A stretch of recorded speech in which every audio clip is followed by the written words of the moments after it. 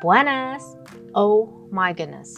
Today, we're making a purple-licious, delicious purple sweet potato pie.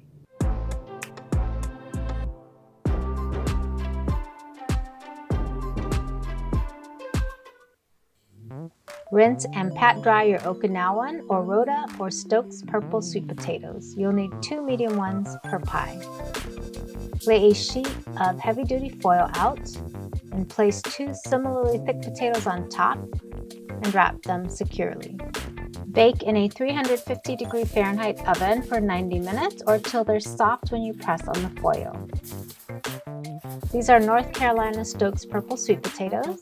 I bake 8 to 10 at a time. Cool overnight, vacuum sealed and store in my freezer, ready for whenever I want to make this pie. It's that good. These I thawed from my freezer last night. Look at the color.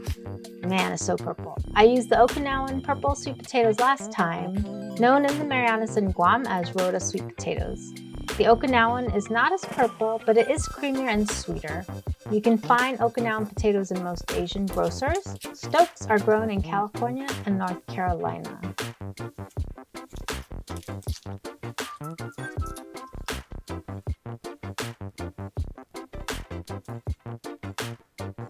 Look at this. Wow. If you love sweet potatoes, you should start using purple sweet potatoes to make your sweet potato pies. They are far superior in flavor than the typical orange sweet potatoes in the States.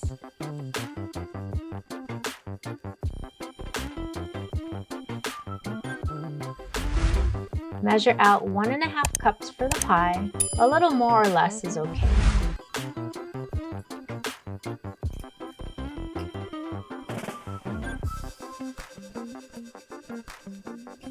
Prep your oven with 1 rack on the bottom third and 1 rack on top. If your top element tends to burn pie crust, you can put foil on the top rack. Put a half-sheet pan in to preheat with your oven at 400 degrees Fahrenheit or 204 degrees Celsius.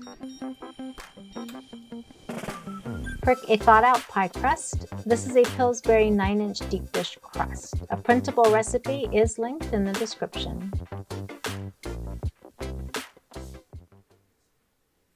Place everything in a large capacity blender.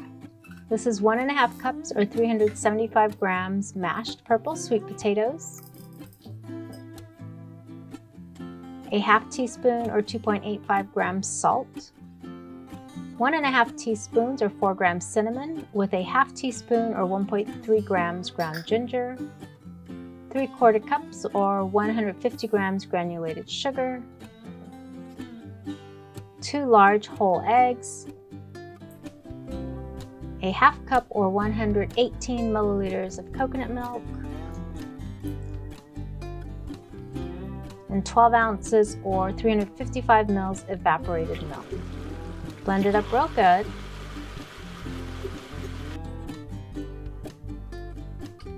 Stir.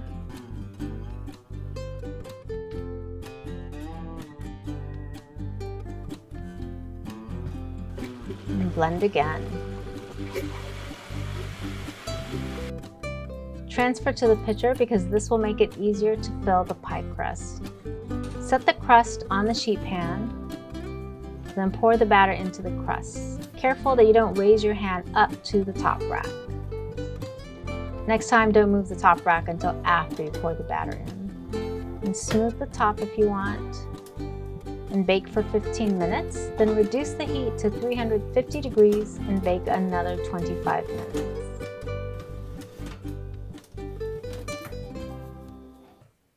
Let's check the pie. It's been a total of 40 minutes baking.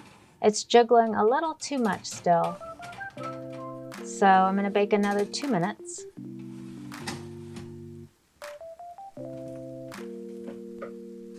Check again. That looks better, and it's done. It's going to continue to cook and firm up as it cools.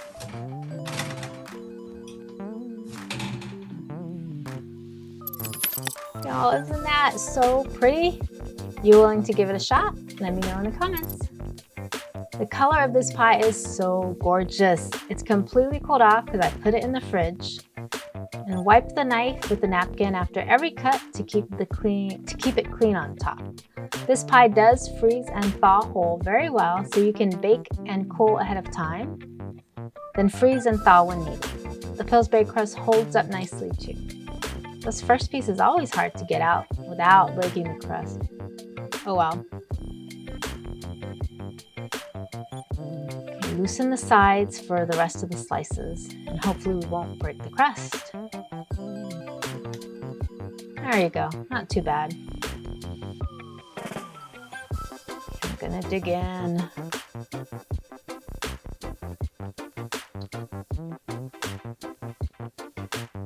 Oh my gosh, it's as delicious as I remember it to be. I need one more.